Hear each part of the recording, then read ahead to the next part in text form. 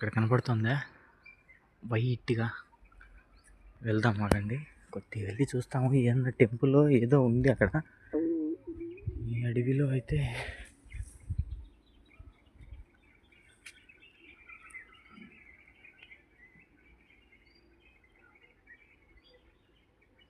ఎవరో సాధకులు ఉన్నట్టున్నారు, సాధన చేస్తున్నట్టున్నారు. సాధన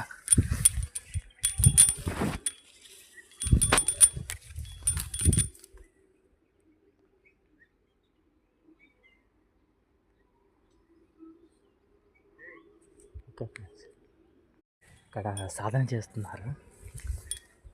మనం డిస్టర్బ్ చేయకూడదు. ఆల్రెడీ నన్ను గదురుకున్నారు ఆయన, డిస్టర్బ్ చేయొద్దు వెళ్ళిపో అని. Seriously I want imagine this. అక్కడ కూర్చొని సాధన చేస్తున్నారు ఆయన. తమిళ్ అతను. ఫోటో ఎలా పిడికాదుమా చూద్దాం, నువ్వు వెళ్ళే పోడా.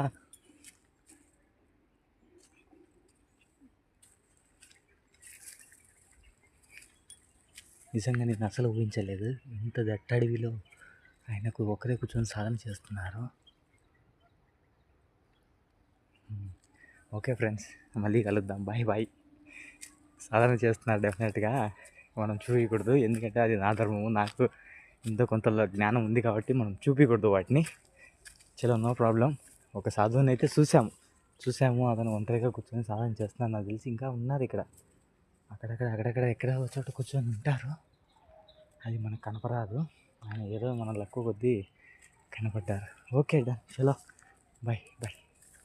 ఓకే ఫ్రెండ్స్, లిటరల్లీ ఆయనకు నాకు దాదాపు ఒక 1/2 కిలోమీటర్ డిస్టెన్స్ ఉంటుంది.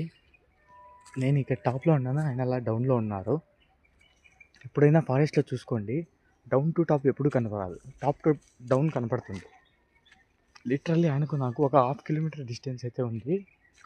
నేను ఎటువంటి శబ్దం చేయకుండా స్లోగా వెళ్తున్నాను. అలాంటిది ఆయన ఎలా గమనించారో తెలీదు. సడన్గా గమనించారు నన్ను. సడన్గా గమనించి ఆయన సౌండ్ చేసి, ఇక్కడ ఉండకూడదు, వెళ్ళిపో నువ్వు, ఫోటో గీటో ఏం తీయకూడదు అన్నారు. లిటరల్లీ ఆయనకు నాకు 1/2 కిలోమీటర్ డిస్టెన్స్ ఉంది. ఈ 1/2 కిలోమీటర్ డిస్టెన్స్లో ఆయన నన్ను ఎలా కనిపెట్టారనేది నాకైతే తెలియదు. అక్కడి నుండి నాకే సరిగ్గా ఇంత పై నుండి డౌన్లో ఉన్న ఆయన నాకే సరిగ్గా కనపరాలేదు.